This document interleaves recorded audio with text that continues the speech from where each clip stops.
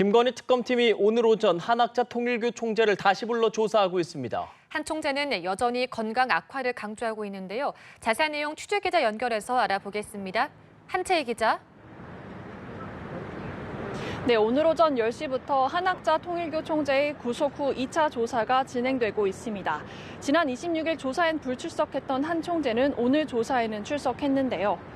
한 총재는 지난 23일 새벽에 구속된 뒤 바로 다음 날 오후 소환돼 4시간 반가량의 조사를 받은 바 있습니다. 오늘은 오전부터 조사가 시작된 만큼 지난 조사보다는 강도 높은 조사가 이뤄질 것으로 보입니다. 한 총재 측은 조만간 법원에 구속 적부심을 청구하는 방안도 검토 중입니다. 최근 받은 심장 신술로 건강이 좋지 않은 등 구속 상태에서 조사를 받을 필요가 없다는 입장인데요. 구속 적부심은 구속이 정당한지 다시 판단해달라고 제기하는 절차로 적부심이 청구되면 수사는 중단되고 결과가 나올 때까지의 기간은 구속 기한에 포함되지 않습니다. 한 총재는 지난 2021년 하순부터 24년까지 윤석열 전 대통령과 김건희 씨, 권성동 의원 등에게 교단 지원을 요청하며 통일교 자금을 제공한 데 관여, 공모했다는 혐의를 받고 있습니다. 혐의를 전면 부인하고 있는 한 총재는 윤영호 전 세계본부장의 일탈일 뿐이며 자신은 보고를 받거나 지시를 내린 적 없는 등 통일교 교단 차원의 개입은 없었다는 입장입니다. 3차 조사를 진행하게 된 특검은 오늘 조사를 통해 한 총재 혐의를 다지는 데 주력할 것으로 보입니다. 네, 특검이 대통령 전용기에 탑승해 논란이 됐던 전 대통령실 인사비서관인 부인도 소환했다고요?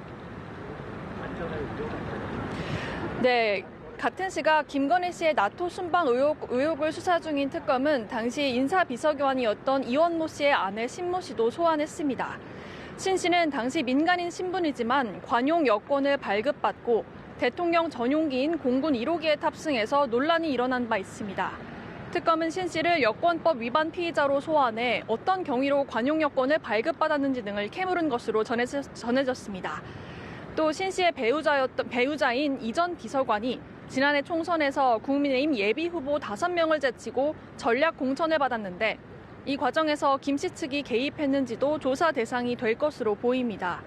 특검은 구속된 건진법사 전성배 씨와 이기훈 삼부토건 부회장도 소환 중입니다. 주요 혐의에 대해서는 이미 기소된 상태지만 남은 혐의 추가 수사는 물론 추석 연휴 전 관련인들 기소를 앞두고 혐의 보강 작업에 돌입한 것으로 보입니다. 지금까지 김건희 특검 사무실 앞에서 연합뉴스TV 한채입니다.